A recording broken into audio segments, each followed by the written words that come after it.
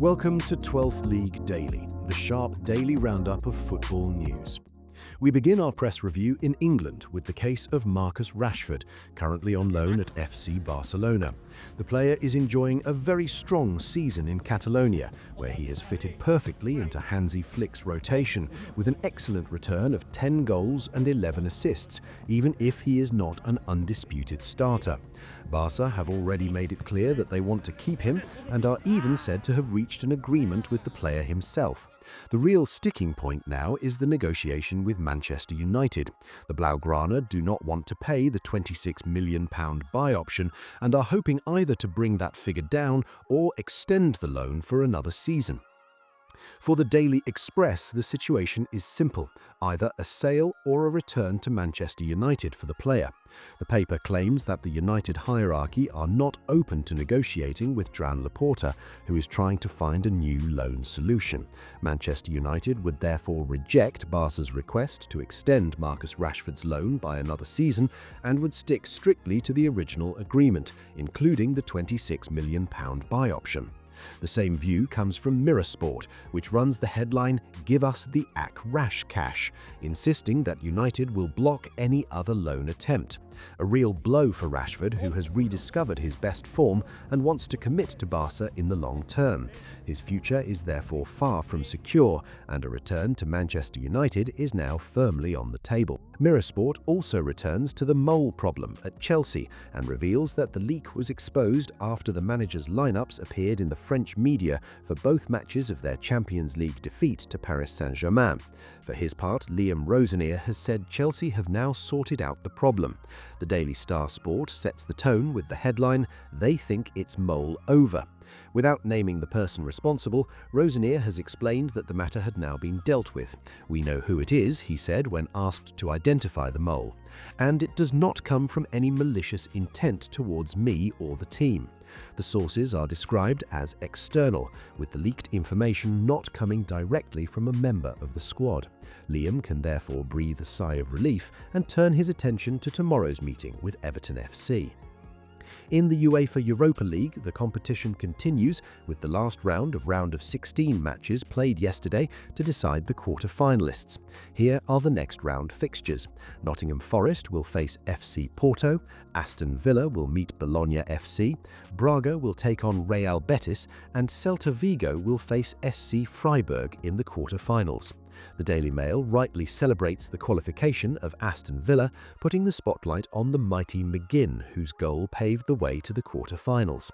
For the Times, after Champions League round of 16 ties that saw 3 English teams humiliated and eliminated, Chelsea, Manchester City and Newcastle, English clubs hit back in Europe last night, with Aston Villa and Nottingham Forest reaching the Europa League quarter-finals, and Crystal Palace making it through to the quarter-finals of the Conference League.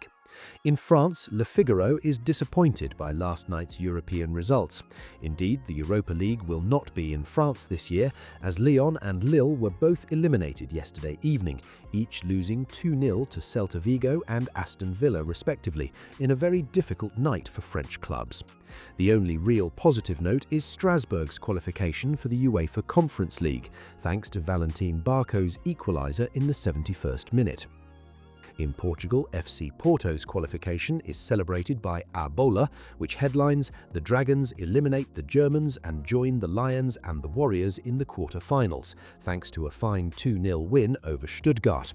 For record, after Sporting Lisbon's qualification for the Champions League quarter-finals, the Dragons' victory crowns a dream week and sends another team from the Portuguese League into the quarter-finals, this time in the Conference League. The Portuguese newspapers also pay tribute to Silvino Louro, the former footballer, highly respected Portuguese goalkeeping coach, and a pillar of José Mourinho's backroom staff for 2 decades. He has died at the age of 67 after a long illness. Tributes have poured in from across the football world. Petr Cech, John Terry, David De Gea, as well as clubs like Inter Milan, Manchester United, Benfica and even Real Madrid have all paid their respects. Our condolences go out to his loved ones. Football has just lost a true gem. Speaking of Real Madrid, the Spanish press returns to another very bad news piece, the injury to the indispensable Thibaut Courtois. AS runs with the headline, "A month without Courtois." At first, the club had spoken only of a muscular issue, but the diagnosis is now much more serious. The Belgian goalkeeper has suffered a quadriceps tear in his right thigh. He is expected to be out for around 6 weeks, although a quicker return remains possible depending on how he recovers.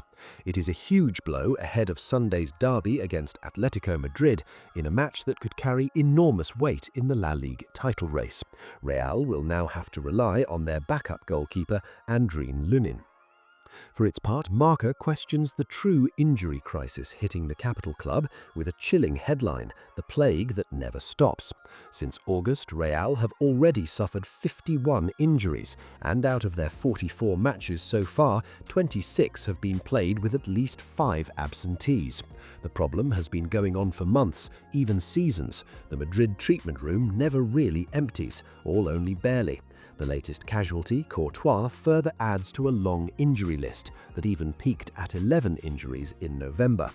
Faced with this situation, the Madrid hierarchy has tried to react by bringing Antonio Pintus back into the staff, along with Dr. Niko Mihic.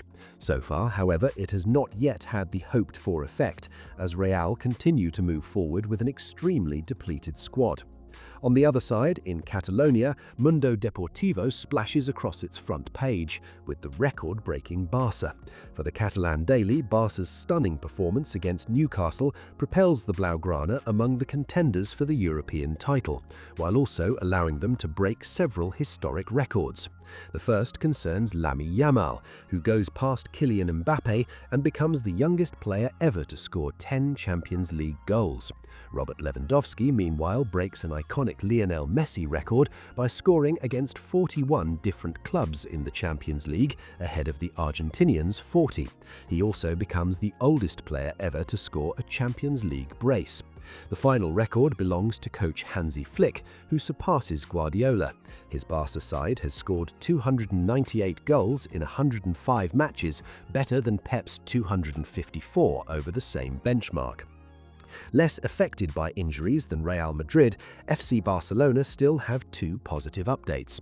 Despite fears of an injury during the Newcastle match, João Garcia came through his tests fine. The same goes for Eric Garcia. Both players will be available for tomorrow's match against Rayo Vallecano. We wrap up this press review with Thomas Tuchel. The England manager caused a surprise by naming a huge 35-man squad for the Three Lions friendlies against Uruguay on March 27th and Japan on March 31st during the next international break. Trent Alexander-Arnold is not included. The Real Madrid right-back has been left out in favour of Dan Burn, Newcastle, and Jed Spence, Tottenham. Alexander-Arnold had already been absent from Tuchel's squad in November, and in October he also missed the camp because of a thigh injury. Tuchel explained his decision very clearly. "I know what Trent can bring us, and we decided to stick with our players. I know his strengths, he is an excellent player, but it is a sporting decision." On the other hand, Harry Maguire is back, and Jude Bellingham is also part of the group. That's all for today. Thanks for watching. See you soon for the next episode of 12th League Daily.